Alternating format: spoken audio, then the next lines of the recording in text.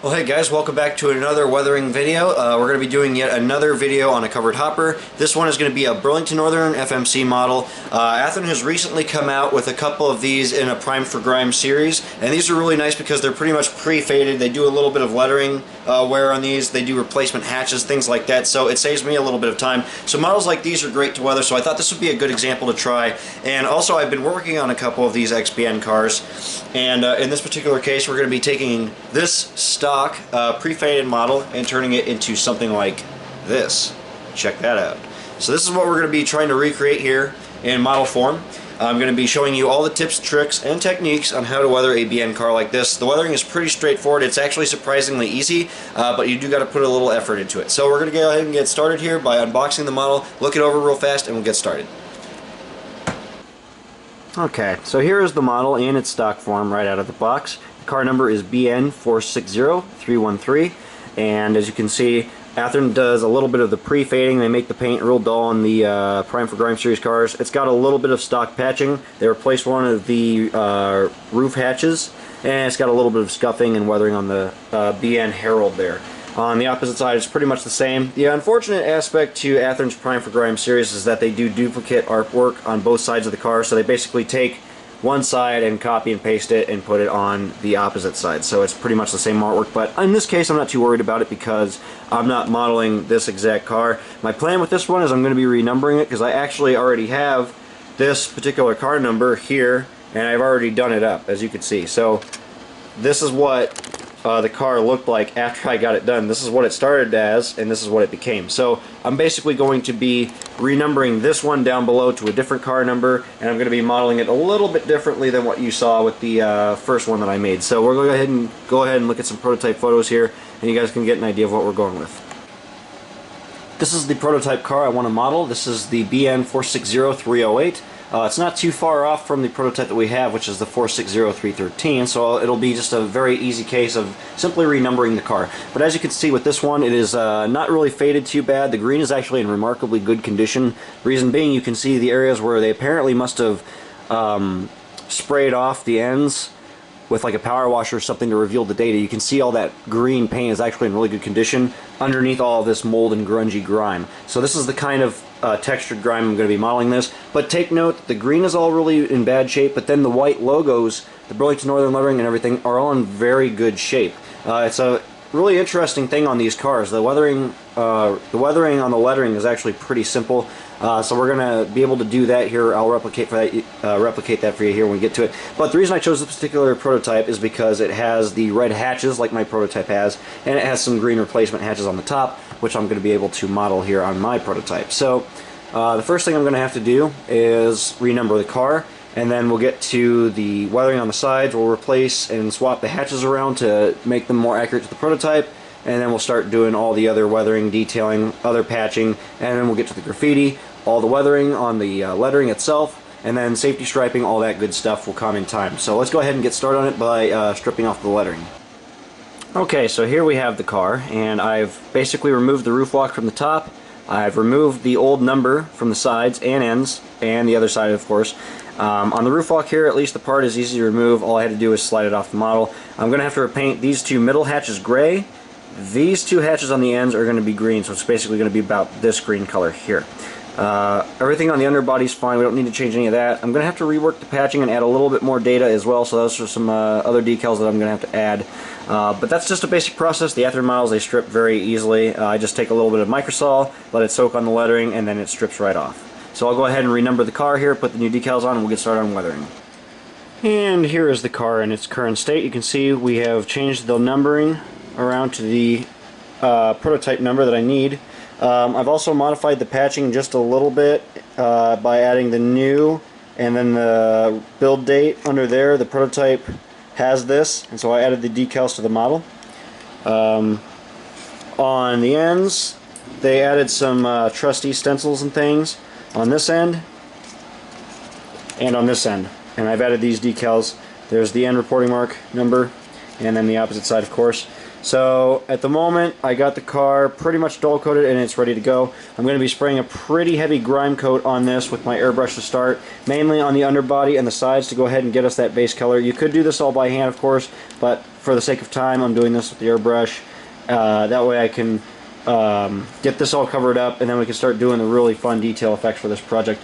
Also, while I got the camera rolling, I have the roof walk finished. I got the new green hatches painted here, and then the center ones are just primer gray, and I've added the little black latch details that the prototype has as well. So this is dull coated, set aside, and ready to go, and I'll basically be waiting to reinstall this until the car is pretty much fully weathered at this point. So I'm going to go ahead and spray this. I got a pretty heavy grime mix of black and earth brown in my airbrush canister here, mixed with a little bit of alcohol, and you can basically see that consistency. So I'm going to go ahead and spray the entire car with this coat, mainly focusing on the underbody again, and then the sides and roof.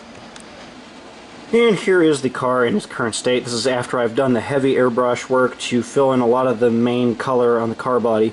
We're going to be following up behind this with oils to build up the progressive layers of rusty grime that this particular prototype has. And you can see it's kind of a rough job. Some of the areas on the ends are a little bit more uneven, and that's on purpose. It's also worth noting I dull coated this in between the steps. There's the underbody, it's nice and grimy. The hatches I went a little bit lighter on. I wanted to keep these relatively clean, looking like they've only been repainted a little while back or replaced, and they're just starting to grime up. The ends are pretty much done, heavy good kick up on the ends, but the ends themselves, the end sheet here, is relatively clean, just like the prototype. We'll be doing all that with washes, finishing all that off. There's the roof, nice and grimy. The roof walk is prepped up too. We'll be doing a light white wash on that to dull it up a little bit as well. Now, you'll also notice that the lettering itself is still very dirty here. We're going to clean all this off later, and I'll show you how to do that when we get to it, but for now it's not worth trying to clean all this off just to do more washes and effects over it later, because the lettering is very clean and I want to preserve that, so we're going to wait till the very last couple steps to clean these off. So we're just going to ignore that for now. So, with the car body mostly wrapped up in terms of the acrylic work, it's time to switch to the oil work, and this is where we're going to be focusing a lot of the heavy rust techniques on the car sides here. My prototype has very heavily rusted car body sides, remembering again that the ends and then the slope sheet end pieces here, those are all relatively clean, but I'll still be putting this heavier coat of grime on this, and I'm going to be using a large fan brush here, soft bristles, and I'm going to be using a heavy layer of Winsor & Newton water mixable oils. This is a burnt umber, and I just apply a little bit on a piece of paper, and what I want to achieve here is just a heavy coat of rust and grime work. Compared to a wash, this is a lot heavier. I'm not diluting this down anyway. I'm basically just taking straight paint and applying this to the sides like this and working it in. And this doesn't take that much to work it in. All you got to do is just apply it and start working it into the nooks and crannies of each individual panel. But again, this is full strength, this is not diluted. We're going in, and I really want to make sure all this gets really well covered up here. So I'm going to be going in and basically applying this color to each individual panel, and I'll work it in, and as I get towards the end pieces like these again, I'll be a little bit more cautious and go a little bit lighter on those areas. It's also worth noting too that I'm going to be applying this to the top of the car and the bottom of the car as well. With the main oil coat applied, I'm going to go ahead and come in here while the paint is still a little bit wet. I'm just going to kind of scrub at some of this to take some of that extra paint off. Kind of like this. So I'm just going in between each panel, giving this a quick job here, nothing crazy. It has now been a day, and I've let this oil paint dry pretty well. I haven't touched it since the night previous. It's now Sunday night, and I'm going to go ahead and start cleaning off the lettering, and this is the step that is very important in modeling these cars because the lettering, as we showed in the prototype photos earlier, stays very clean. We're going to be weathering these separately later on, but for now we just need to clean off the majority of this weathering. And the best way to do this is to use a micro brush. You can use some toothpicks. In this case, I'm going to be using an X-Acto knife and my micro brush and a little bit of 70% isopropyl alcohol. I don't recommend you use any alcohol greater than 70%. or 71% anyway, on a car body like this, because any stronger alcohol and you can start actually rubbing the paint off, and we're not trying to rub the paint or the ink off, we're just trying to clean it off. So I recommend if you're going to do this trick with alcohol, make sure you use 71%, okay? That's very important because you will take the paint off these Athearn cars very easily. I've done that before. So what we're going to do first, I'm going to start with the fine data. For example, the data in the corners here, and if I actually zoom in, I'm going to basically be taking in, I've already started kind of scraping it away, starting with the L. Basically, I'm just kind of coming in here and I'm just very softly working the paint off of the lettering. I'm not applying that much pressure, it's literally just letting the blade glide across the surface to remove that paint.